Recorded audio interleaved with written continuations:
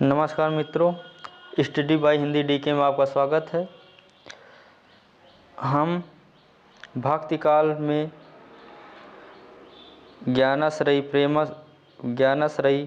संत काव्यधारा पढ़ चुके थे।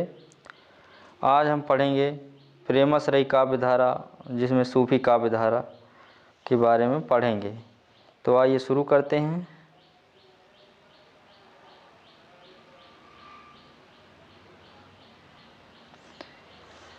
सूफी प्रेमाख्यान काव्यधारा, इसकी परिभाषा क्या है, इसको पहले जानते हैं।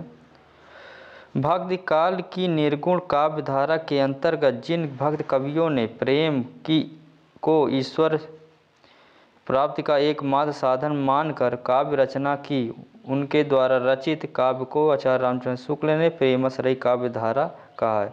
तो जो सूफी काव्यधारा है उसे शुक्ल जी ने क्या कहा था? प्रेमाश्रयी काव्यधारा। इसी तरह के काव्य की रचना करने वाले अधिकांश कवि सूफी मत से संबंधित थे, अतः डॉक्टर रामकुमार वर्मा ने इसे सूफी काव्यधारा कहा है।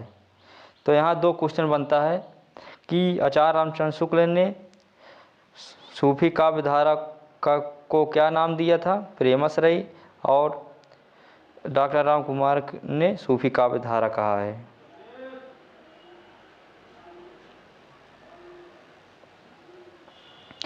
सूफी मत का जन्म इस्लाम पर शामी विचारधारा के प्रभाव के फलस्वरूप हुआ। इस विचारधारा में जीव और ब्रह्म के संबंधों का निरूपण दाम्पत्य भाव और विचार विवाह के माध्यम से किया जाता था।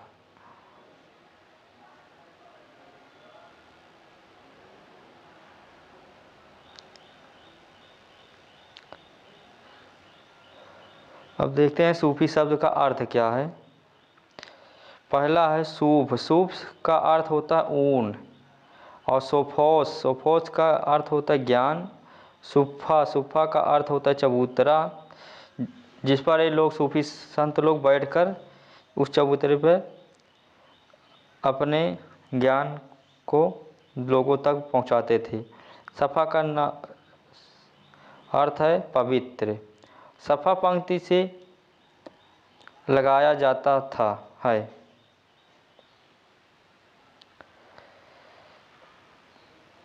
सूफी काव्य परंपरा में प्रेम काव्य की रचना हुई थी। तो सूफी काव्य परंपरा में जो सूफी कवि थे वो प्रेम काव्य की अधिक रचनाएं की थी। सूफी काव्य परंपरा के प्रमुख कवि मुल्ला दाऊद, जायसी, मंझन, कुतुबन, उस्मान नूर मोहम्मद आदि हैं। तो सूफी काव्य परंपरा के ये मोस्ट कवि थे मुल्ला दाऊद, जायसी, मंझन, कुतुबन, उस्मान नूर मोहम्मद।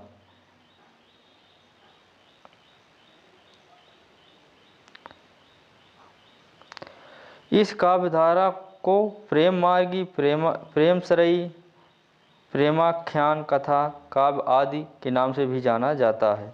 यानी प्रेमाश्रयी जो संत काव्यधारा है, सूफी काव्यधारा, उसे प्रेम मार्गी, प्रेमाश्रयी, प्रेमाख्यान, कथा काव्य आदि के नाम से भी जाना जाता है। आचार्य रामचंद्र शुक्ल ने इस रचनाओं पर फारसी मसनवी शैली का भी प्रभाव बताया है।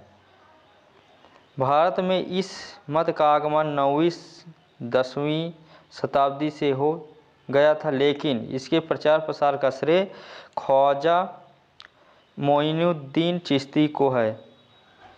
मतलब भारत में इसका प्रचार प्रसार 9वीं और 10वीं शताब्दी में हो गया था, लेकिन इसका प्रचार प्रसार ख्वाजा मोइनुद्दीन चिश्ती ने किया था।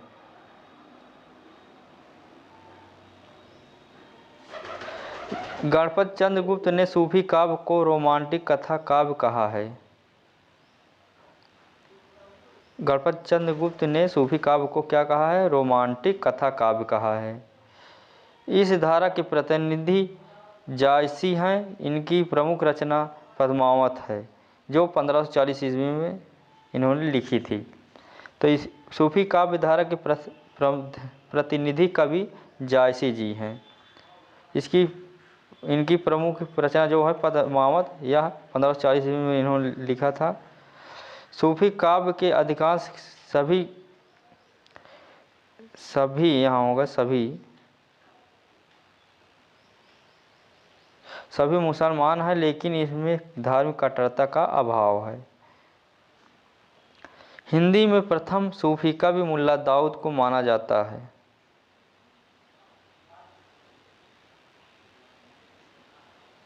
तो प्रश्न आता है कि हिंदी के प्रथम कवि सूफी कवि कौन है, तो कौन है, मुल्ला दाऊद हैं।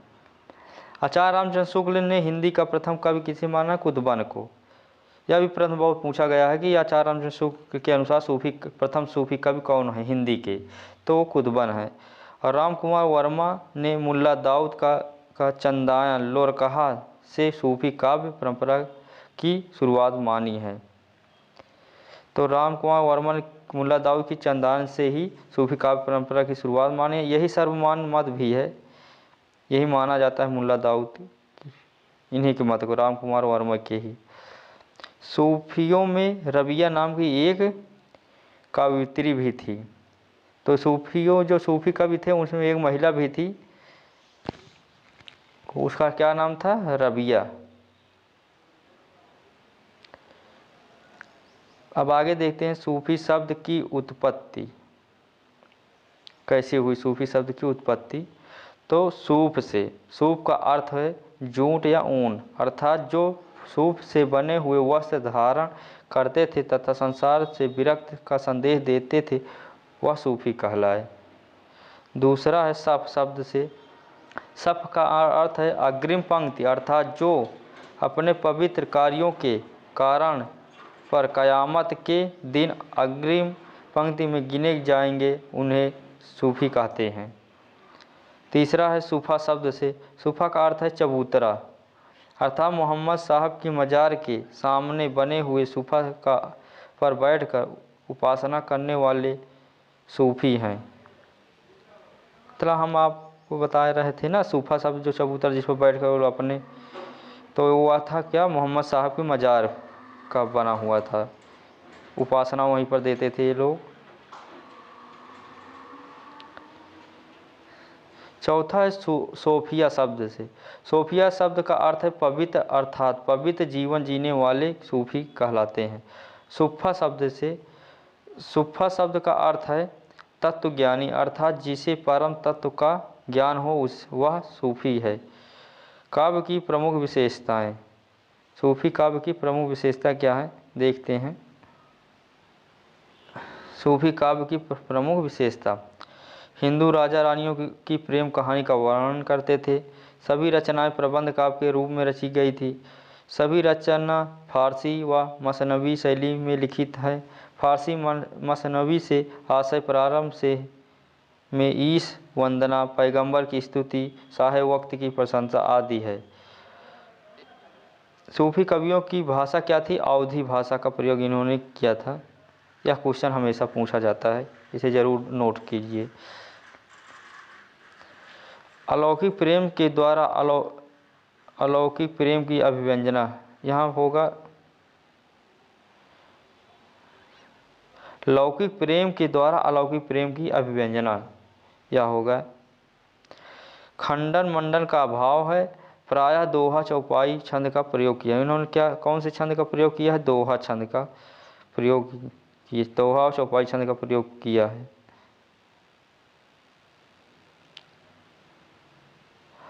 और श्रृंगार रस की प्रधानता भी है इनकी रचनाओं में। प्रमुख सूफी संप्रदाय, भारत में जो संप्रदाय चले थे सूफी संप्रदाय, वो प्रमुख कौन कौन से, पहला है चिश्ती संप्रदाय, जो मोइनुद्दीन चिश्ती ने 12वीं सदी में चलाया था। दूसरा है सुहरावर्दी संप्रदाय, जो शिहाबुद्दीन सुहरावर्दी 12वीं सदी में चलाया था। तीसरा है संतारी संप्रदाय, यह शाह अब्दुल संतारी 15वीं सदी में चलाया था। चौथा है कादरी संप्रदाय, यह अब्दुल कादिर अल जिलानी 16वीं सदी में चलाया था। पांचवा है नक्शबंदी संप्रदाय, ख्वाजा बहाउद्दीन नक्शबंद 17वीं सदी में इन्होंने चलाया था। यह संप्रदाय जो भारत के प्रमुख संप्रदाय में थे। प्रथम सूफी कवि आचार्य रामचंद्र शुक्ल के अनुसार कुतुबन मृगावती 1503 ईस्वी को माना है प्रथम सूफी कवि। तो कुतुबन की कौन सी रचना है? मृगावती, जो 1503 में लिखे थे। हजारी प्रसाद द्विवेदी के अनुसार ईश्वर दास सत्यवती कथा 1501 में। हजारी प्रसाद द्विवेदी ईश्वर दास को सूफी कवि में प्रथम मानते हैं। जो उनकी रचना क्या थी? सत्यवती कथा 1501 ईस्वी में इन्होंने लिखी थी। डॉक्टर नागेंद्र एवं डॉक्टर गणपत चंद्र गुप्त के अनुसार असाइत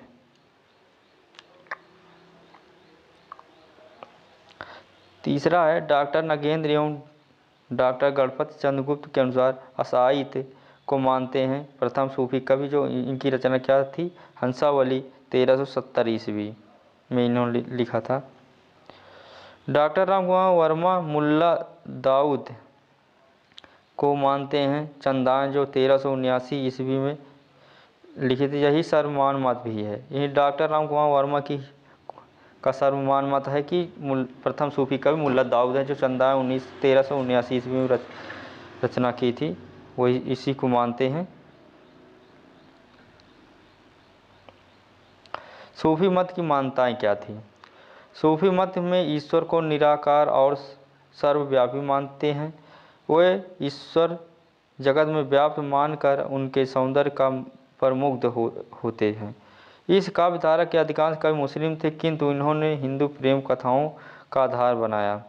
इस काव्यधारा में इक्स मजाजी मानवीय प्रेम के माध्यम से इक्स हकीकी की व्यंजना की है, ईश्वरीय प्रेम किया है। पांचवा है सूफी साधना के 7 सोपान। तो सूफी साधना के 7 सोपान जो हैं, आइए देखते हैं क्या थे। पहला था अनुपात, दूसरा था आत्म संयम, तीसरा है वैराग्य, चौथा है दारिद्र्य, पांचवा है धैर्य, छठा है विश्वास, सातवां है प्रेम। तो ये क्या थे? सूफी साधना के 7 सोपान थे।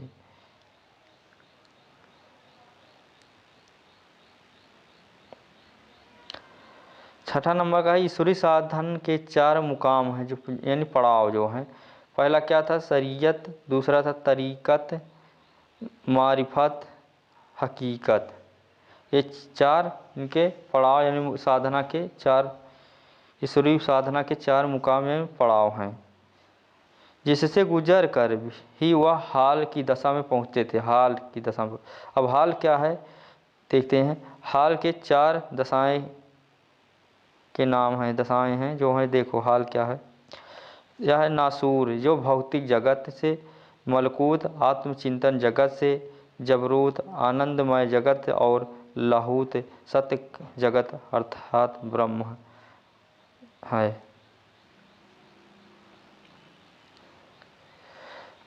अब हाल के बारे में देखते हैं। पहली दशा जो थी शरीयत, कर्मकांड का अनुसरण करता था है। दूसरी दशा में साधक तरीकत उपासना में लीन हो जाना। तीसरी दशा में मारिफत में वह आरिफ बन जाना।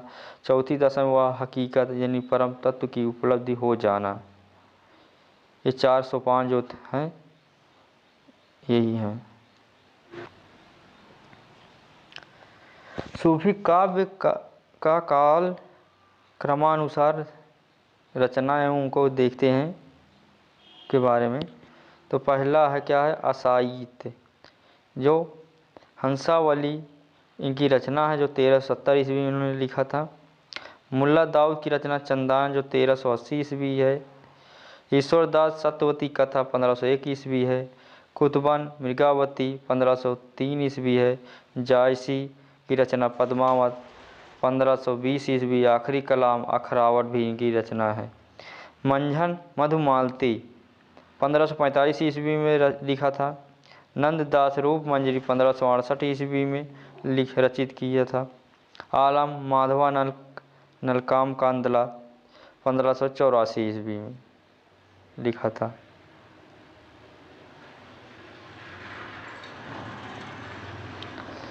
नारायण दास छिताई वार्ता 1590 ईस्वी। उस्मान चित्रावली 1613 ईस्वी, शेख नबी ज्ञानदीप 1619 ईस्वी, कासिम शाह हंस जवाएँ 1736 ईस्वी, नूर मोहम्मद इंद्रावती 1744 ईस्वी, अनुराग बांसुरी 1764 ईस्वी। ये नूर मोहम्मद की रचना है, इंद्रावती और अनुराग बांसुरी। शेख निसार यूसुफ जुलेखा जो 1790 ईस्वी में रचित किया गई थी। नसीर प्रेम दर्पण 1847 ईस्वी में उन्होंने लिखा था। तो आज की क्लास यहीं पर ख़त्म होती है, कल फिर मिलेंगे, तब तक के लिए नमस्कार, जय हिंद। लाइक शेयर सब्सक्राइब करना ना भूलें।